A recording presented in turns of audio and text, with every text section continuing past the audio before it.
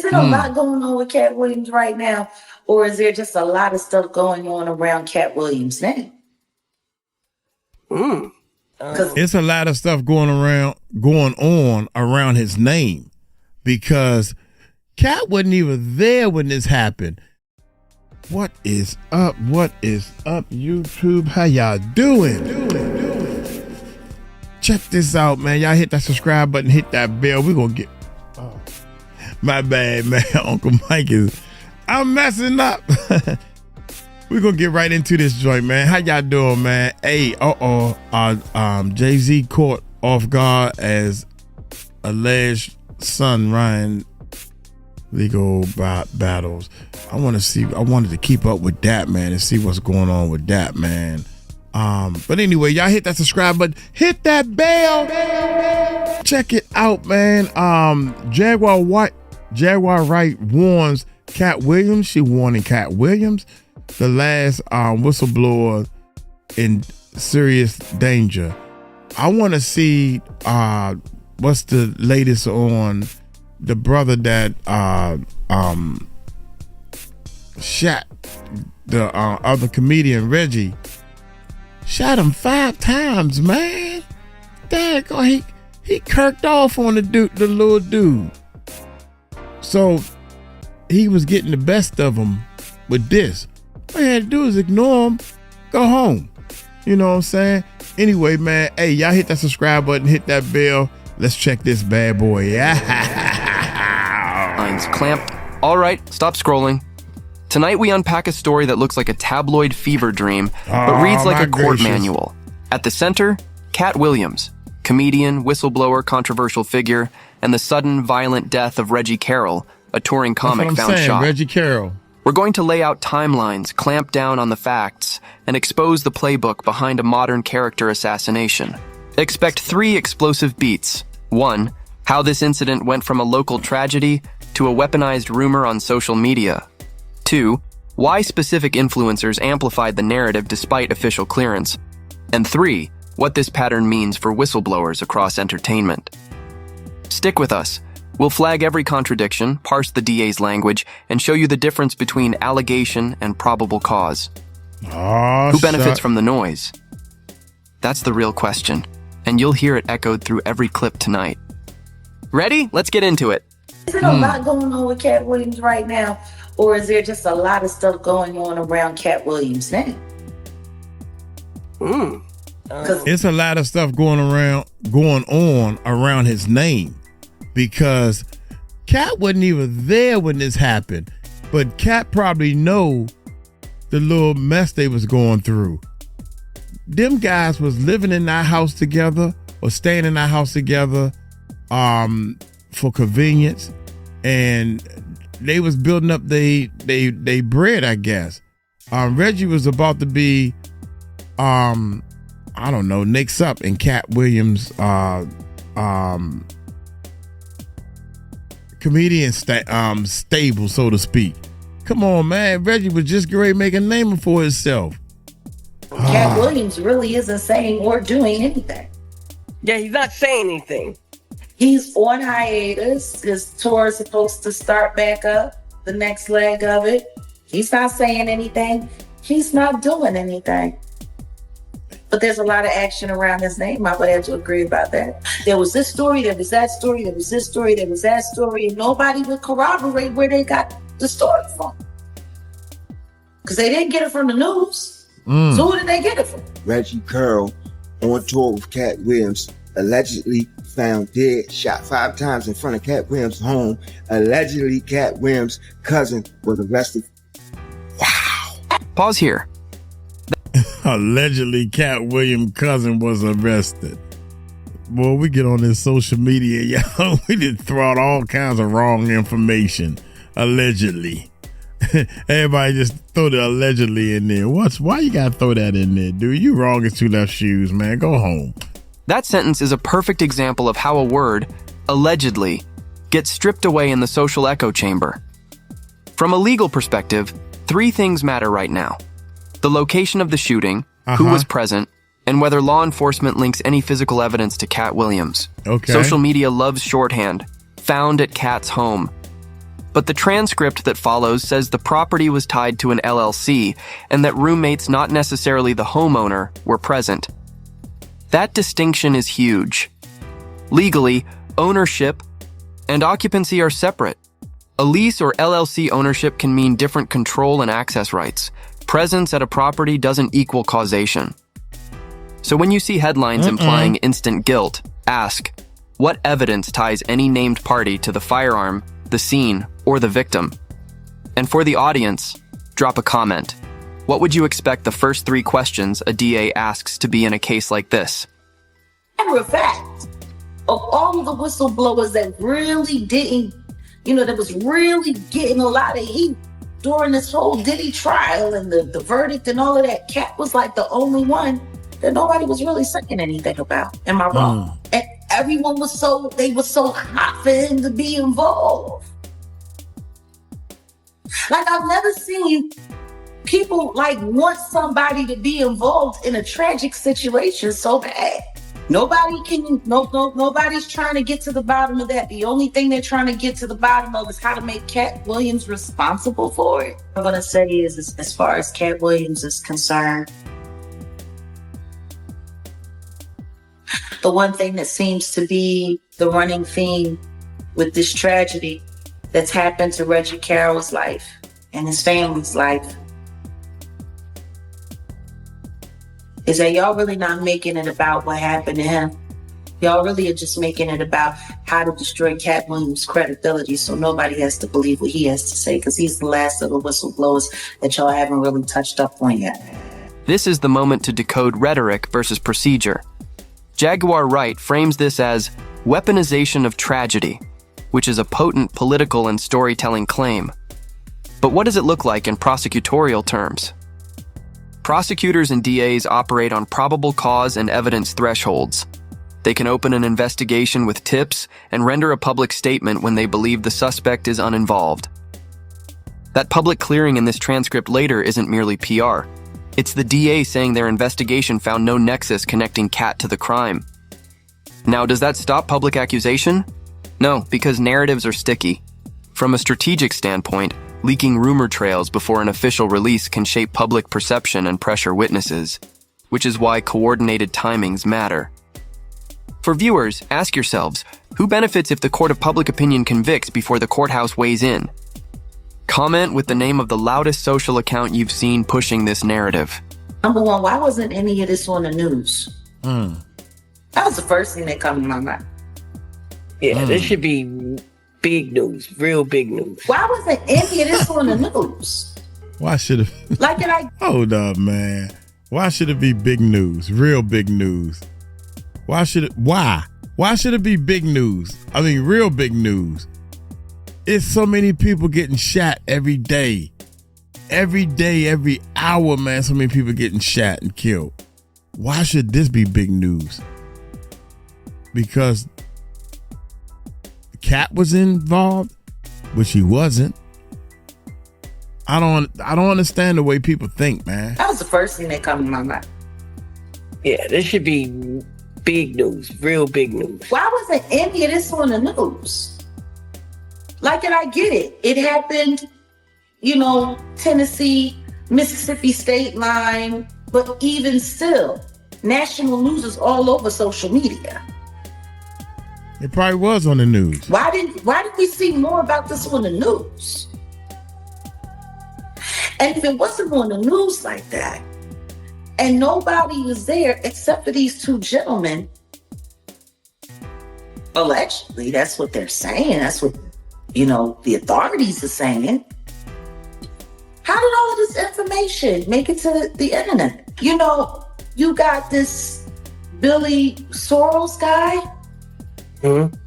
He seems to be the number one step for going after Katt Williams on this story. He didn't waste no time. He went to social media, called the man out, said all kinds of things, and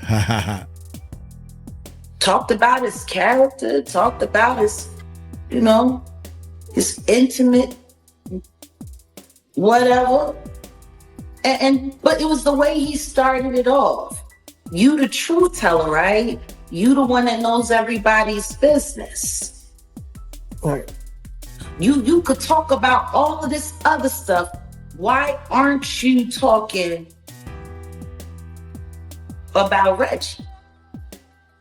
Well, number one, whatever he had to say in that interview with Shay Shay, it didn't have anything to do with Reggie Carroll, did it? So I'm trying to figure out how one thing has something to do with the other. Legal insight and a media warning here. Focusing obsessionally on one person while ignoring the victim's casework is a red flag. If someone's primary goal is establishing guilt rather than pushing for evidence, like surveillance, forensics, or witness interviews, that suggests agenda over investigation. Remember, a sound advocate for the victim will demand fuller investigations into who pulled the trigger, chain of custody for evidence, and motive, not a Twitter-driven mob that speculates on relationships. And from a defamation perspective, repeatedly asserting unproven allegations about a named individual is perilous. Persistent false statements can morph into a legal claim, especially if those claims cause demonstrable reputational or economic harm. So here's a viewer challenge. If you ran a network, what 3 questions would you demand answered on air or in a press release? Drop them below. Best ones we'll call out in the next video. Especially this Billy Sorrells guy, like he's running around. Katt's gonna do this, and this is gonna happen, and that's gonna happen. It's like he wants to be the oracle of bad news. He's such a Cassandra. Yeah, facts. He's got it all figured out. And now, Katt has been cleared, or at least that's what the authorities said on the news finally after they did their investigation. Oh, he ain't said nothing. He ain't said nothing. Well, maybe the reason why he didn't say anything is because of all of you. Or maybe his lawyer may have instructed him that it's best for him not to say anything publicly. Now they're saying that the family got paid off. Don't believe it. He's really involved. He's really involved. And it's like, it sucks. Because they all keep going back to, oh, well, he said this and he knew that and he said this and now he's quiet and now he like, I don't know. To me, it kind of seems like people want him to be involved. Hey, in Mississippi, this is a dumb. What you talk about what somebody not, and I'm not talking about what somebody is. But have you ever seen somebody come forward before the shows and say what somebody is not? Sure, yeah. I never saw that. So they know for sure it's not this. And I don't know. But I'm just saying, what the a show for TV is this? Small entity detail, big legal difference. When the transcript mentions the property was owned by a corporation and leased to an LLC, that's not trivia. It's a legal buffer. LLCs and corporate ownership create legal separations between personal possessions and property liability. That means presence at an address is not prima facie evidence of ownership or control. From a criminal justice lens, prosecutors care about physical evidence and witness testimony tying actions to the accused. Financially, too, there's a motive versus means distinction. Who benefits from narrative damage? If someone wants to neutralize a whistleblower's credibility, muddying lines of residence and association is a cheap and effective tactic. Engagement ask, does corporate LLC ownership change how you judge a person's culpability? Vote in the comments, yes, it matters a lot, no, presence is presence. You know, everybody's talking about, oh, he was a brother, and him and Katt were so close, were they? Do we really know how close they were? Then people want to make a big deal. It's Katt Williams' house. People said that they seen him at that house. So just because you see somebody at a residence, that instantly means they own it? Maybe fans were watching him go in and out. I don't know. What I do know is that it was owned by a corporation and it was leased to a corporation.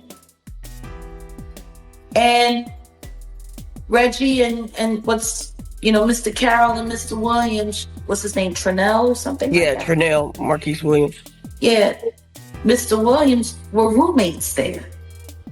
you want to hear people saying, oh, well, if they was down there working with Katt, why weren't they staying in Katt's house? Katt has always, as far as I can remember, kept certain. That sounds real dumb. That's why they not staying at his house, because you have to learn how to separate business from pleasure. Everybody who works for you, it's business. Why they not my friends. We're just business people.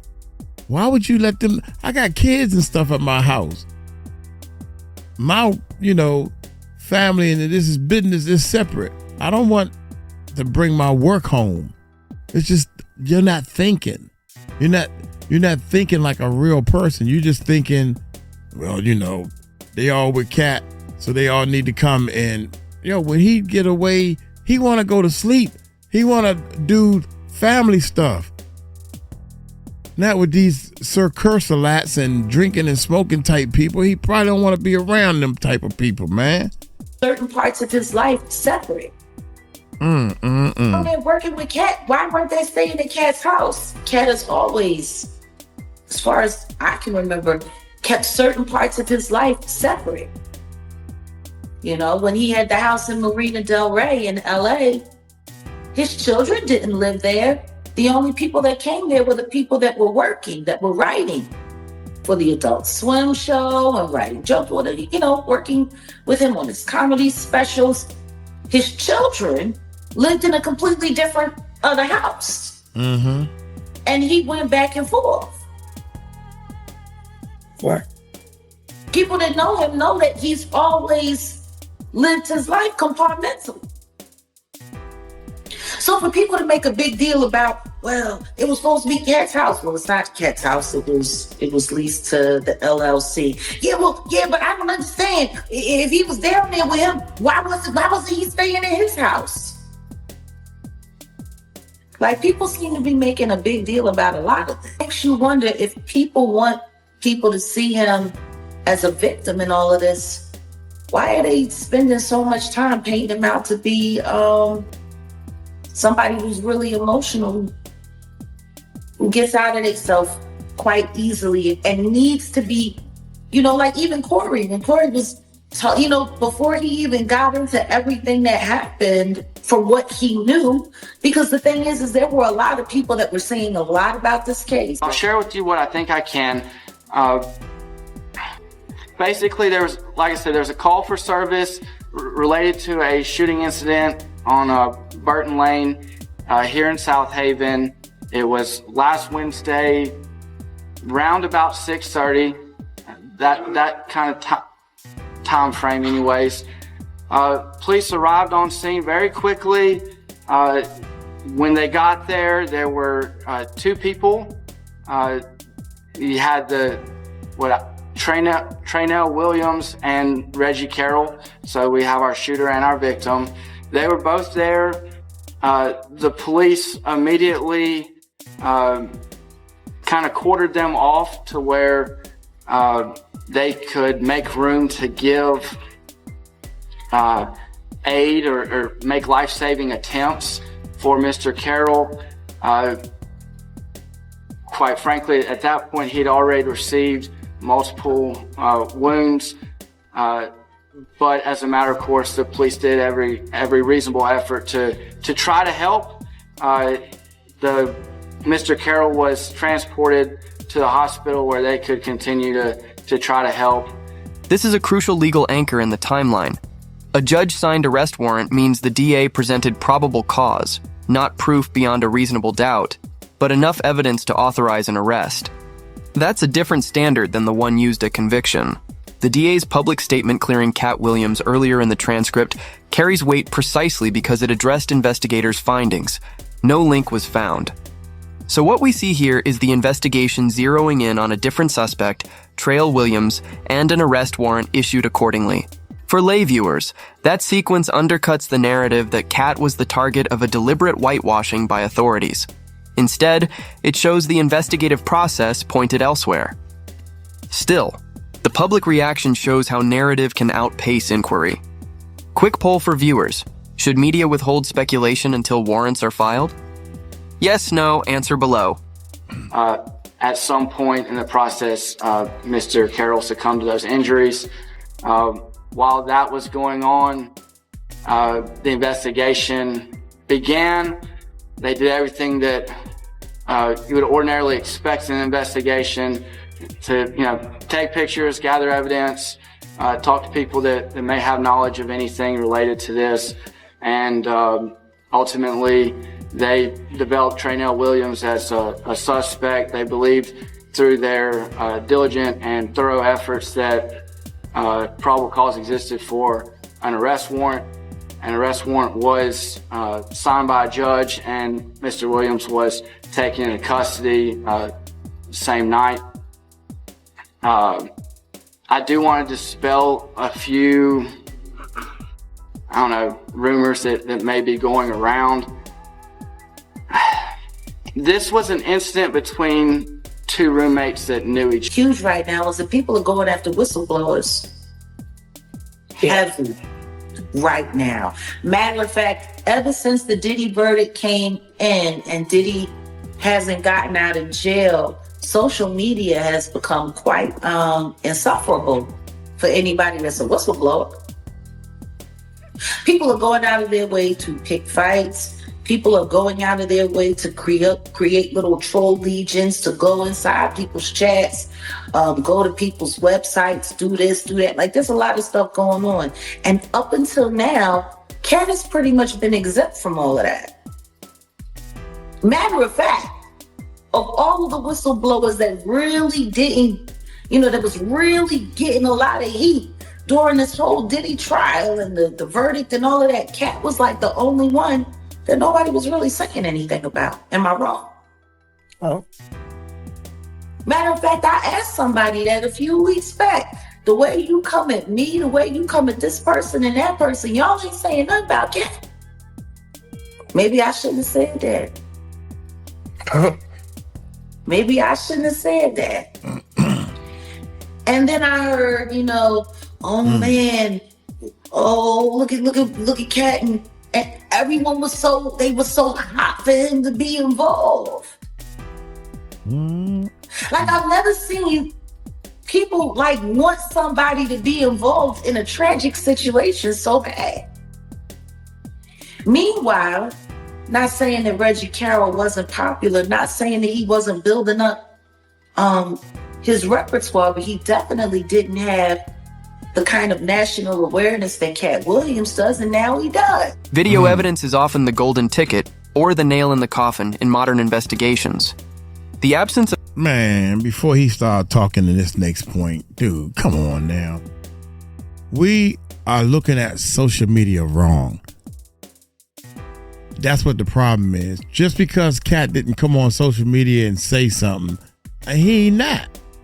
Jay-Z ain't coming on social media saying, come on, Jay-Z, say something about this. The guy keeps saying you the father. He ain't said nothing. Katt Williams ain't said nothing. You ain't got, he don't owe you some type of explanation. I couldn't stand when that dude was saying that. Come on, Katt. You the truth teller. You all quiet now. How many views we get? How many clicks we get? How many views we get? Katt is doing his thing, man. Put your system together. Do you. Don't worry about what Katt doing. Katt done said something to the family. He done talked to his people. He done did what he had to do. He handling business. That's why he ain't on social media's put the camera. Hey guys, well, I know what happened. Come on, man. He ain't got to do all that. Wow. Not saying that Reggie Carroll wasn't popular, not saying that he wasn't building up his repertoire, but he definitely didn't have the kind of national awareness that Katt Williams does, and now he does. Video evidence is often the golden ticket or the nail in the coffin in modern investigations. The absence of surveillance footage being pushed as suspicious is a valid public question. But let's be precise. Footage isn't always available. Cameras can be pointed away, footage can be overwritten, and private properties may not have external cameras. Legally, chain of custody and admissibility matter. A grainy clip still needs authentication. That said, when a narrative claims no footage because it would clear him, that's a theory, not a fact. The smarter move for responsible commentators would be to demand the footage be produced, verify timestamps, and confirm who had access. Here's a viewer engagement. If you could see one piece of evidence released today, what would it be? The surveillance, phone records, or text logs? Say which and why. But to be able to have Katt Williams' name out there and attached to somebody being unalived at a property that's associated with him, whether closely or loosely in any way, it's now the story is he paid off all the officials and he paid everybody off, and I mean that's an interesting take on it. But when I look at his pedigree, he's been arrested like 20 some odd times by the authorities for crimes that he could never be convicted of. Right. I don't see somebody who's been abused by the law as much as he's been abused by the law, all of a sudden now being buddy enough with the law to pay everybody off for a crime that allegedly he wasn't even around for. Like, that's the thing. Can anybody put him at the scene of anything? Can anybody put his DNA on anything?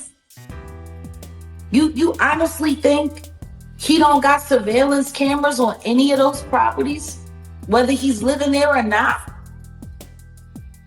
Ain't that odd? Nobody's trying to get to the bottom of that. The only thing they're trying to get to the bottom of is how to make Katt Williams responsible for it. Like, this is even more elusive than the Tory Lanez case. And Tory Lanez was there when that powwowing happened, but his DNA was nowhere near the firearm. Yep. But he at least was there. There's no evidence where Katt Williams was, and what makes him guilty is the fact that he hasn't said anything. That's what makes him guilty. Right? Because that's pretty much what everybody's saying.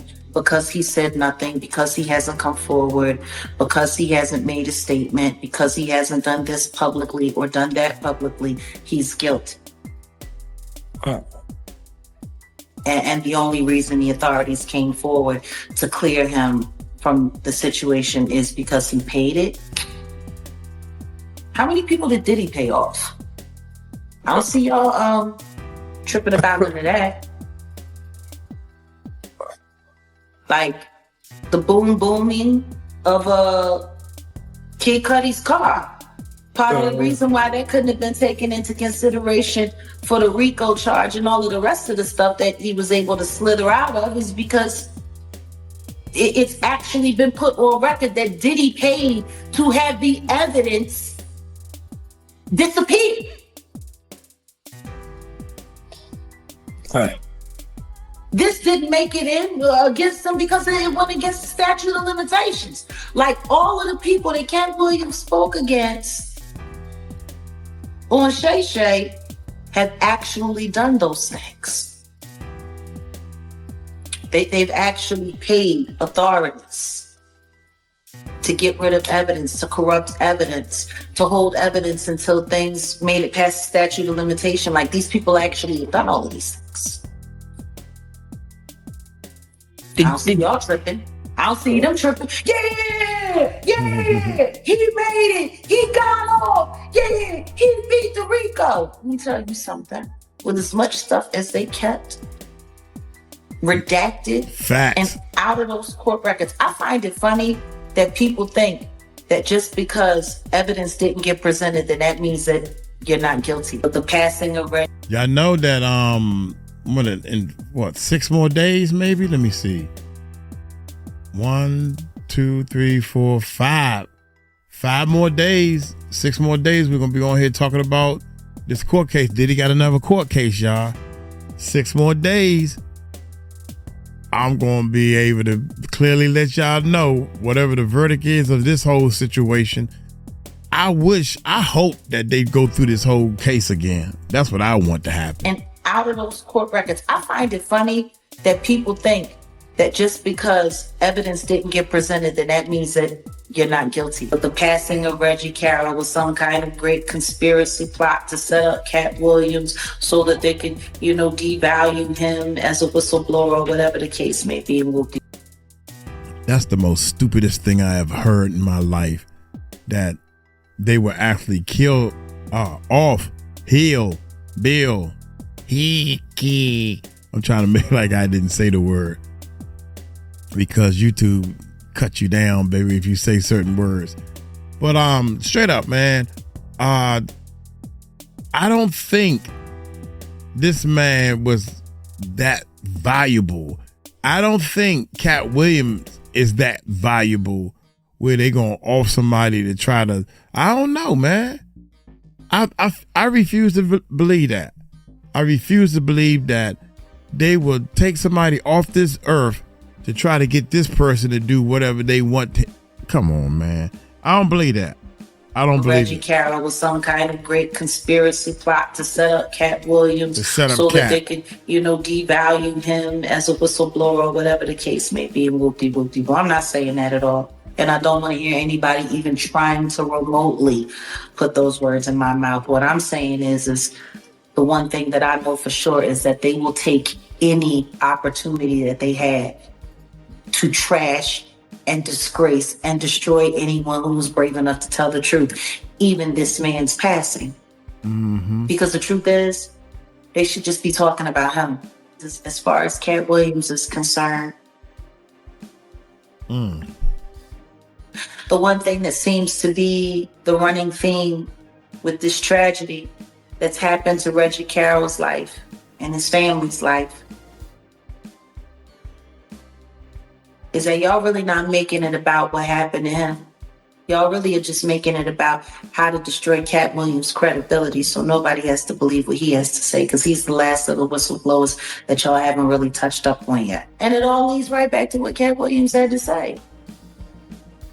The biggest job that someone has in the Shluminati is to pretend like there is no Shluminati. That's what everybody's doing right now.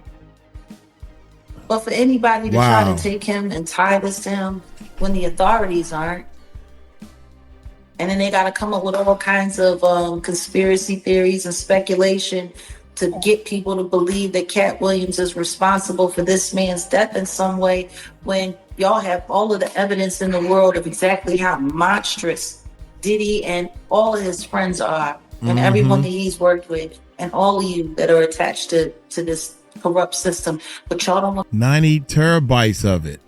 They took 90 terabytes of video footage. It could have been other data like the doorbell ringing and all this type of stuff. Yeah, they got something. They got something on him. When the evidence is in your face. Isn't that funny? You could take the evidence and you could shove it in their face. Like you shove a dog's face and piss to let them know don't do that there no more. And they'll pretend like they don't see nothing. I don't see nothing. But they love weaving and crafting and coming up with all of these stories so that they can punish the people who ruin their little wet dreams about, the industry or whatever. Final analysis. What began as a local tragedy spiraled into a testing ground for modern rumor warfare. The DA's statement that Katt Williams was cleared is not rhetorical flourish. It's the product of an investigation that identified a different suspect and found no legal nexus tying Katt to the crime. Yet despite procedural closure, social amplification and targeted influencers transformed an investigatory pause into a presumption of guilt. The broader implication is chilling. When public outrage substitutes for evidence, whistleblowers and truth-tellers become collateral damage. For journalists and viewers alike, demand evidence, insist on timelines, and prioritize verifiable facts over viral angles. If you found this case as shocking as we did, make sure to hit that like button, share your thoughts in the comments, and don't forget to subscribe for more jaw-dropping courtroom breakdowns. Now, drop your take. Did the public reaction cross a line, or was it a justified search for truth? Comment below No. and we'll feature the best replies. What's the truth? The truth is the roommate shot the guy. I ain't got that volume like I had. The truth is that the roommate shot the guy. That's the truth. He was you could tell that they was having problems. When Katt ain't around, they all want to kiss up the cat. That's what happened. Who can kiss up the cat the best?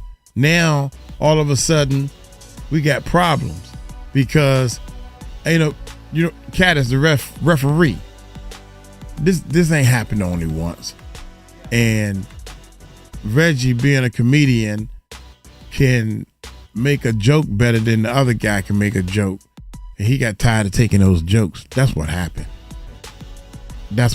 He tried to film it to say, I'm the nice guy and he's the bad guy. And Reggie was like, I don't give a I don't care what you filming, man. I don't play that. I'm from the streets. I don't play that. And so the security guard guy or the bodyguard guy, he saw how Reggie always kirked off. So he decided to over-kirk. He kirked off to the third power, man. And went and got a gun and unloaded that sucker on him. That's what happened. I'm sick of this. You talk all that trash, now you gone and I'm here. And I suffer whatever consequences come my way. He out on bail. They got him. He know they got him. Golly, man. Y'all making this thing such a big deal. And poor Katt Williams is probably over here suffering because he done lost one of his friends. He lost another friend that's going to go to jail in due time. And they asking Katt, turning to Katt for answers. I can't help you, bruh. He made bail. And the first thing people were putting on social media, Katt paid his bail. Katt ain't pay that man bail. How you know that? Man, y'all can get a story and run with it. What you need to do is run with your story and get your life together. That's what all y'all need to do. Not my subscribers. I'm talking about all y'all that's talking this trash. All of y'all that's talking this trash don't even know your names. He paid the bill. We here. Man, this one guy lied to me he heard Reggie's father, Reggie, rest in peace, Reggie. Reggie's brother has said that he called his brother and they was talking on the phone, and he said, well, man, where you at? Man, I'm on tour with Katt Williams. And then the guy, the YouTuber, saying, see, that's proof. See, I told you he was with him. Katt was there. What? He on tour with Katt. That's all he said. That means that he's gonna be glued to Katt 24/7. When the power went down, Katt was not there. Period. No way in heck he can be there. Trying to watch my mouth too. Look here, I'm gonna get on up out of here, man. Appreciate it. Shout out to all my enders. Shout out to the enders. Shout out to the subscribers. Hey, I feel good. I feel happy. Y'all help bless me, Uncle Mike. Y'all take it light, take it slow. Tell him, Uncle Mike, told you so. Peace out.